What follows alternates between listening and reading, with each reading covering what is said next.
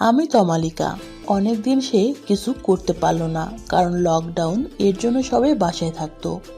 তাও শ্বশুর আব্বা প্রত্যেক সকালে আমার বুক দেখার জন্য চামচ ফেলতো মেঝেতে।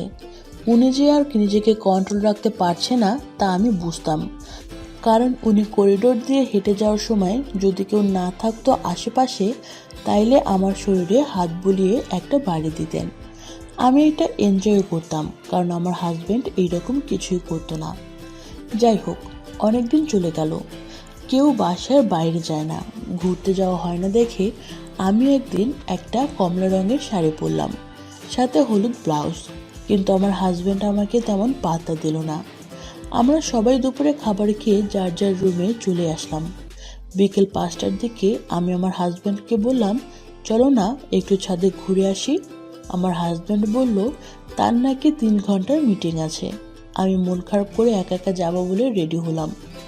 মেন দরজা দিয়ে বের হবার সময় শ্বশুর আব্বা বলল, তমালিকা, ছাদে যাচ্ছ? আমি বললাম, জি আব্বা। উনি বললেন, একা? আমি বললাম, জি আব্বা, ওর নাকি মিটিং আছে। উনি বললেন, একা যাওয়া ঠিক না ছাদে, আমি যাই তোমার সাথে। তখন দেখলাম যে শাশুড়ি আম্মা ঘুমাচ্ছে। উনি আজকে একটা কলার আলা ছাই রঙের শার্ট পরেছে আর চেক চেক লুঙ্গি। আমি আর উনি ওঠা শুরু করলাম সিঁড়ি দিয়ে, উনি আমার পিছে। আমরা থাকি 10 তলায়, কিন্তু ছাদ হলো 14 তলায়। আশেপাশে তেমন কোনো বিল্ডিং নেই। আমরা যে 13 তলায় আসলাম, উনি আমাকে পিছন থেকে খামচে ধরলো। আমি লাফ দিয়ে উঠে পিছনে তাকালাম। উনি বলল, পিছলে গেছিলাম। তারপর আবার ছেড়ে দিল। এইবার ছাদের দরজা খুলে ছাদে উঠলাম। ছাদের একদিকে ফুলের গাছ লাগানো, কাপড় মেলা, অন্যদিকে একটা ছোট্ট ঘর। ওইখানে ছাদের টুকিটাকি জিনিস রাখা হয়। এই দরজার চাবি আমাদের কাছেই থাকে, কারো লাগলে আমাদের কাছ থেকে নিয়ে যায়। আমরা ছাদে উঠে হাঁটাহাঁটি করলাম 5-7 মিনিট। তারপর আব্বা বলল, তমালিকা, চলো তো ওই রুমে কি কি আছে দেখি। অনেকদিন দেখা হয় না বলে আমাকে ওই ছোট রুমের দিকে নিয়ে গেল। রুমটা টিন শেড, আধা পাকা। আমি ভিতরে ঢুকে দেখি একদিকে সিমেন্টের কিছু বস্তা রাখা, কিছু ভাঙা চেয়ার রাখা, অন্যদিকে একটা তোশক আর একটা বালিশ রাখা। দুইটাই ময়লায় প্রায় কালো হয়ে গেছে। আমার শ্বশুর তোশকের দিকে এগিয়ে গেল, দরজা বন্ধ করে দিয়ে বলল, এইগুলা আবার কে রাখলো, বলে দাঁড়িয়ে গেল। আমি একটু এগিয়ে গেলাম। তখন উনি ওনার চশমাটা ওনার শার্টের পকেট থেকে নিচে ফেলে বললেন, তমালিকা, একটু তুলে দিবে? আমি ওনার চশমা তুলতে একটু ঝুঁকেছি। তখন উনি আমার পিছে গিয়ে জড়িয়ে ধরলেন। আমি সাথে সাথে সোজা হয়ে বললাম, আব্বা, আপনি কি করছেন? আপনার চশমা নেন। উনি বলল, তমালিকা, চলো না একটু লাগাই, বলেই ধাক্কা দিল। আমি বললাম, ছি ছি, আমি আপনার ছেলের বউ। উনি বললেন, তো কি হয়েছে, সেদিন কি মজা পাওনি?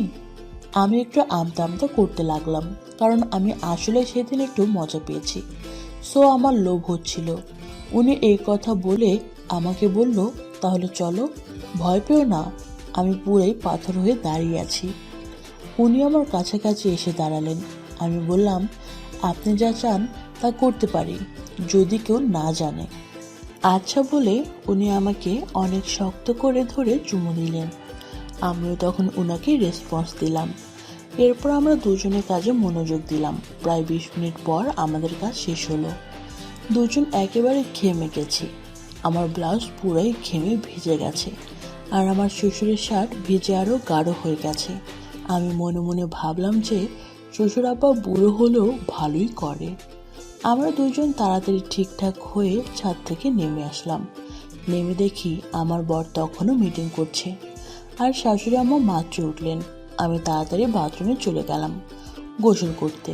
তারপর অনেক দিন কিছু ঘটলো না, কারণ সবাই বাসায়। আমার জামাইও দেখলাম আমাকে আদর করার দিকে মন নেই, তাই আমি শ্বশুরের দিকেই ঝুঁকলাম। আমি এখন থেকে স্লিভলেস ফিট জামা পরি, আর জর্জেটের পাতলা ওড়না পরি, লেগিংস পরি। এখন আমার আর শ্বশুর আব্বার নতুন একটা খেলা চলছে, সেটা হলো লুকোচুরি খেলা, মানে অন্যদের থেকে লুকানো। আমিও খুব এনজয় করি এইসব। যাই হোক, একদিন অনন্যা, আমার বান্ধবী, আমাকে ফোন দিল। হ্যালো লিমা, কী রে, কী খবর, কেমন আছিস? আমি বললাম, এই তো ভালো আছি, তুই কেমন আছিস? তুই এখন কোথায়? জামাই কেমন আছে? বলে রাখি, অনন্যার জামাই বিদেশে থাকে, কিন্তু ও এখনও দেশে থাকে। প্রতি 6 মাস পর পর ওর জামাই আসে। কোনো বাচ্চা নেই ওদের। এই তো জামাই বিদেশে, আমি এখন শ্বশুরবাড়ি থাকি। আরও অনেক কথা হলো। পরে আমি জিজ্ঞাসা করলাম, আচ্ছা তোর কি কোনো সমস্যা হয় না? ও বলল, মানে তুই কি বলতে চাচ্ছিস? যে আমি স্বামী ছাড়া কি করে থাকি? আমি একটু আমতা আমতা করে বললাম, হ্যাঁ। শোন, তুই কাউকে বলবি না তো? অনন্যা বলল। আমি বললাম, আরে না, বল তুই। অনন্যা বলল, আমার শ্বশুরের সাথে করি, অনেক ভালো কাজ করে। আমি বললাম, কি বলিস? কিন্তু তোর শাশুড়ির সামনে কিভাবে করিস?